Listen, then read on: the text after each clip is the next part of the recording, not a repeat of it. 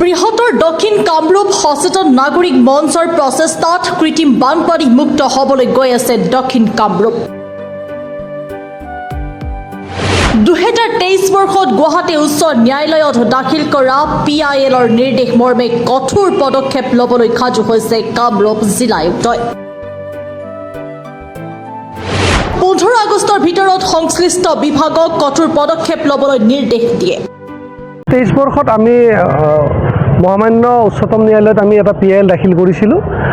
আমাৰ কথাটো আছিলে আমাৰ দক্ষিণ কামৰূপৰ বিশেষকৈ আজাৰা ৰাজচক্ৰৰ পৰা পলাশবাৰী ৰাজচক্ৰৰ অন্তৰ্গত বিভিন্ন এলেকাত আমাৰ কৃত্ৰিম বান সূচনা হৈছে। তাৰ মুখ্য কাৰণটো হ'ল নতুনকৈ যিবিলাক উদ্যোগ স্থাপন কৰিছে এই উদ্যোগসমূহে যিবিলাক তাত ৰাস্তাবিলাকত যিবিলাক দলং আছিলে এই দলংবিলাক পুতি পেলাইছে আৰু যিবিলাক কৃষিভূমি আছে এই কৃষিভূমিসমূহ কোনো ধৰণৰ তেওঁলোকে অনুমতি নোলোৱাকৈ পুতি পেলোৱাৰ ফলত কৃত্ৰিম বান সূচনা হৈছে। আৰু আমি এই কৃত্ৰিম বান সূচনা হোৱাৰ ওপৰত ভিত্তি কৰি আমি গুৱাহাটী উচ্চ ন্যায়ালয়ত আমি এখন PIL দাখিল কৰিছিলোঁ।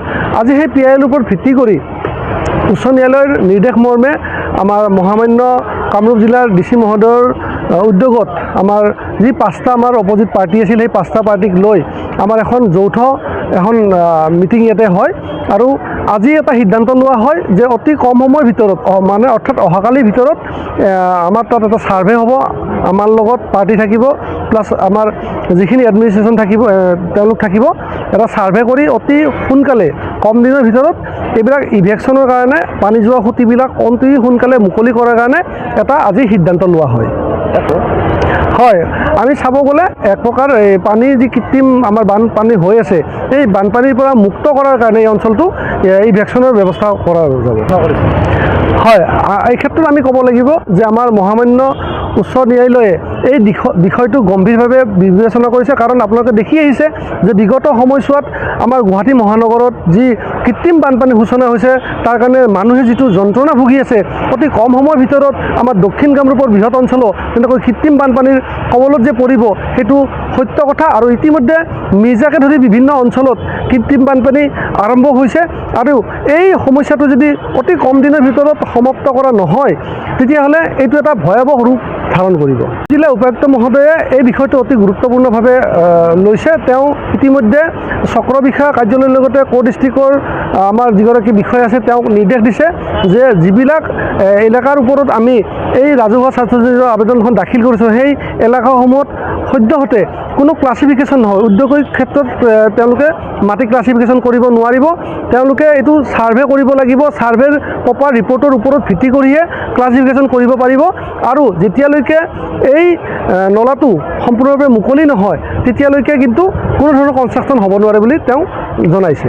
হয়, এই ক্ষেত্ৰত ক'ব লাগিব যে আমাৰ যিগৰাকী মহামান্য উপায়ুক্ত মহোদয় আছে তেখেতে জনাইছে যে অনাগত সময়ত পলাশবাৰী অঞ্চলৰ যিবিলাক মাটি কিনা বিকা হৈছে উদ্যোগৰ নামত সেই মাটি কিনা বিকাৰ ক্ষেত্ৰত যথেষ্টভাৱে তেওঁলোকে নিৰীক্ষণ কৰিব যাতে কোনো ধৰণৰ ৱাটাৰ লগিং হোৱাৰ সুবিধা নাথাকিব, যাতে কৃত্ৰিম বানপানীয়ে যাতে অঞ্চলটোক বেয়া পৰিৱেশলৈ নিব নোৱাৰে। যিহেতুকে আজি গুৱাহাটী উচ্চ ন্যায়ালয়ৰ নিৰ্দেশ মৰ্মে যিটো আমাৰ PIL কৰা গৈছিলে সেই PILৰ সন্দৰ্ভত আজি অসম চৰকাৰৰ 9টা চৰকাৰী বিভাগক সংলগ্ন কৰি আৰু আমি কমপ্লেইনাৰ হিচাপে আৰু যিখিনি আমাৰ পাৰ্টি আছিল সেই গোটেইখিনিক সংলগ্ন কৰি আজি যিখন মিটিং দিছিলে সেই মিটিংখনৰ সন্দৰ্ভতে অকল সেই পাৰ্টিকেইটাকে তেওঁলোকে বিষয়টো ৰখা নাই, তাৰ লগতে তেওঁলোকে আমাৰ অনাগত সময়ত আজি বঙৰাৰ পৰা আৰম্ভ কৰি দক্ষিণ কামৰূপত যিবোৰ কৃত্ৰিম বানপানীৰ সৃষ্টি হোৱা যিবোৰ পইণ্টবোৰ সেই পইণ্টবোৰ তেওঁলোকে দৃষ্টিগোচৰ কৰাইছে বা তেওঁলোকে সেই ক্ষেত্ৰত তেওঁলোকে ষ্টাডি কৰি আছে।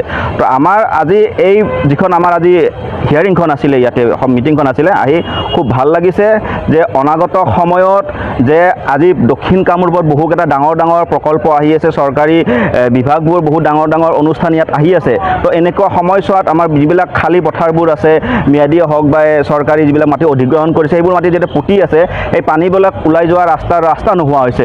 এতিয়া বঙৰাৰ ক্ষেত্ৰত আমি চাবলৈ গ'লে তাত আমাৰ যিবোৰ কালভাৰ্ট আছিলে সেই কালভাৰ্টবোৰ প্ৰতিষ্ঠানেই হওক বা ব্যক্তিগত মানুহবোৰে হওক তেওঁলোকে পুতি পেলাই দিছে। তো পুতি পেলোৱাৰ বিনিময়ত সেই পানীবিলাক ওলাই নোযোৱা হৈছে।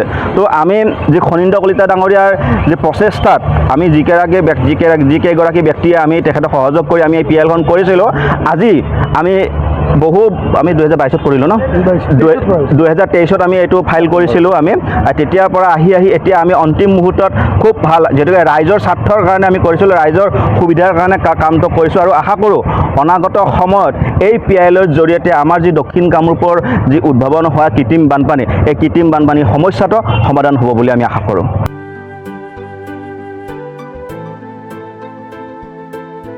শদিয়াৰ পৰা ধুবুৰীলৈ বৰাকৰ পৰা ব্ৰহ্মপুত্ৰলৈ সকলোৰে মাজত চিনাকি এটা নাম প্ৰাতঃ টাইম।